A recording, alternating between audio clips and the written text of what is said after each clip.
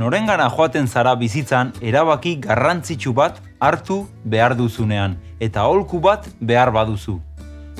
Zuri laguntzeko gai izango den norbaitengana, ezta?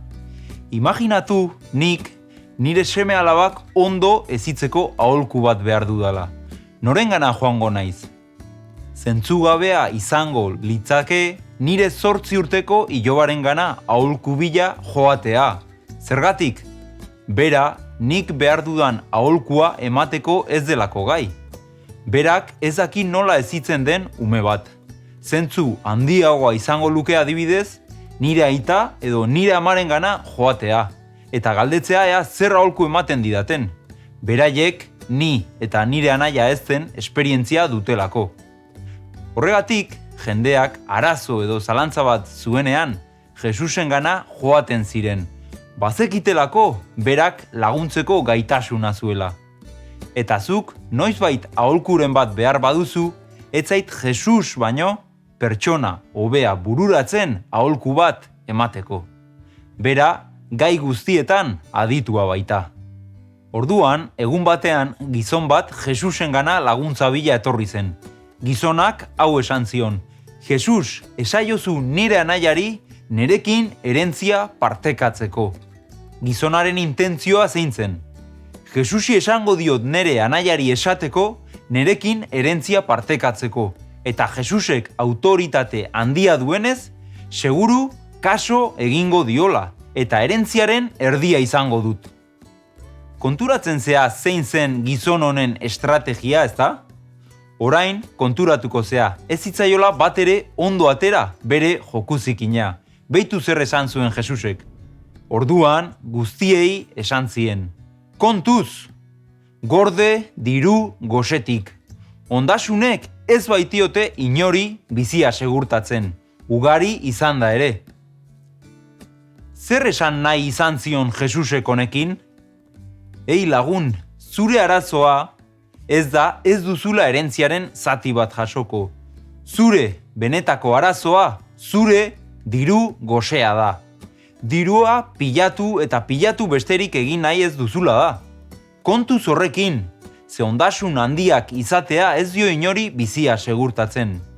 Diru asko izan dezakezu, baina gaixotasunak hor daude. Diru asko izan dezakezu, baina istripuak hor daude.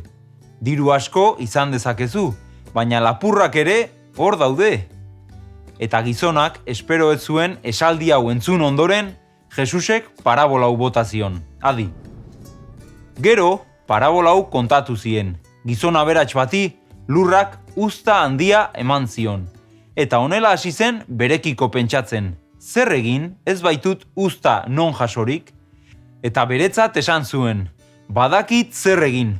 Mandiozarrak bota eta handiagoak egingo ditut. Eta hauetan jasoko neure garia eta gainerakoak. Gero, esango diot neure buruari. Ea, mutil, baduk hor gordeta urteetarako ondasunik aski. Hartu atxeden, jan, edan eta bizi adilasai. Baina jainkoak esan zion, burugabea alakoa. Gaur gauean bertan hil behar duzu. Norentzat izango da pilatu duzuna? Eta honela amaitu zuen. Horra zer gertatzen zaion jainkoarentzat aberats izan beharrean, beretzat ondasunak pilatzen dituenari. Parabola hontako protagonistak urte hortan uzta handia izan du. Zein da arazoa? Ez duela hori jasotzeko toki nahikorik. Eta zer egin orain? Bere ideia uzta jasotzeko mandio erraldoiak eraikitzea da. Eta hemen bururatzen zaigun lehenengo galdera zera da. Gaizki aldago aberatsa izatea? Bai eta ez. Nola da posible hori? Utzidazu esplikatzen. Aberastasunak maitatzeagatik jaunarekiko duzun maitasuna alde batera uzten baduzu, gaizki daude. Bestera batera esan da. Aberastasunak jainkoa baino gehiago maite badituzu, gaizki daude. Beti jauna zure bihotzeko lehenengo postuan egon behar da. Aldiz, naiz eta aberatsa izan eta jauna gauza guztien aurretik maite baduzu, eta gainera zure aberastasunak jendea laguntzeko erabiltzen badituzu, ondo dago aberatsa izatea, zure gertukoenen bizitzan bedeinkapen bat zarelako. Baina parabola honetako gizonaren arazoa, aberastasunak pilatzea bere bizitzako helburua zela da. Aberatsago eta aberatsago eta aberatsago izan nahi zuen. Besteei laguntzeko erabili beharrean, dena beretzat gorde nahi zuen. Bere ametsa horren aberatsa izatea non ez zuen lan gehiagorik egin behar. Arazoa izaten da, aberatsa izan nahi duenak ez dela inoiz aberatsa sentitzen. Gainera, parabolak bukaera tristea du. Bere aberastasunez disfrutatzera zijoanean, hil egiten da.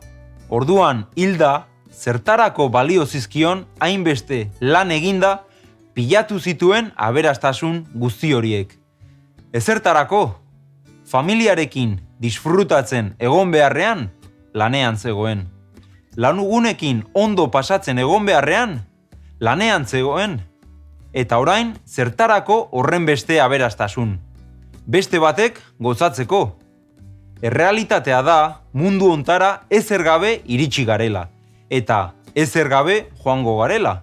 Ez dago gure ondasunak gurekin eramateko aukerarik. Gizon hau, aberastasunetan horren beste zentratu zen, garrantzitsuenaz ahaztu egin zela. Jainkoaz, bere gurasoez, emazteaz, semeetaz, lagunetaz, ilobetaz, bilobetaz, familiaz. Aberastasunak pilatzearen bitartez, zoriontasuna bilatzen saiatu zen. Baina pilatzeko desio hori zoriontsu ezaren seinale da. Eta inoiz ez duzu zoriontsu izateko beharraina pilatuko. Zergatik, aberastasunek ez dutelako zoriontasuna ematen. Hori bakarrik jainkoak eman dezake.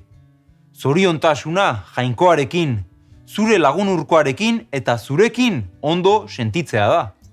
Eta egunero bizi behar den zerbait da. Zoriontsu izateko ezin naiz egon zerbait iristeari itxaroten. Ez dakitzeko txe izatean, zoriontsu izango naiz. Ezkontzean, zoriontsu izango naiz. Aita edo ama izatean, zoriontsu izango naiz. Eta milaka adibide aipatzen jarraitu genezake. Badakizu zergatik ezin dugun hori egin? Ze pentsatzen dugu zeozer izatean, zoriontsu izango garela. Baina azkenean, beti bezala, hori lortzean, konturatuko gara oraindik ez garela zoriontsu. Eta beste gauza baten bila joango gara eta horrela denbora guztian. Beraz, parabola honen irakatsia, bizitza hontako ondasun eta gauza materialak bere perspektiban jartzea da. Gauza bakoitzari duen lekua ematea. Eta erakusten digu, lehenengo lekua izan behar duena beti jainkoa dela. Gure bizitzako lehentasunen zerrenda bat egin behar bagenuke, laburbilduz, lehenengoa jainkoa da. Gero, familia eta lagunak. Eta azkenik, gure lana. Arazoa da, askotan, lana garrantzia duten gauzen aurretik jartzen dugula. Beraz, baliteke, orain arte zure ondasun edo lanari garrantzi gehiegi eman diozula. Eta zure familia alde batera utzi duzula. Gaur, aukera handia da beraiekin galdu duzun erlazioa berreskuratzeko. Baliteke ere, jainkoa alde batera utzi duzula. Jarri ezazu gaur lehenengo postuan eta berak eman nahi dizun zoriontasunaren jabe izango zara. Hurrengo bideoan, espiritu gaiztoaren itzuleraren parabolak ezkutatzen dituen irakaspen harrigarriak aztertuko ditugu. Etzazu galdu, jainkoak bedeinka zaitzala lagun.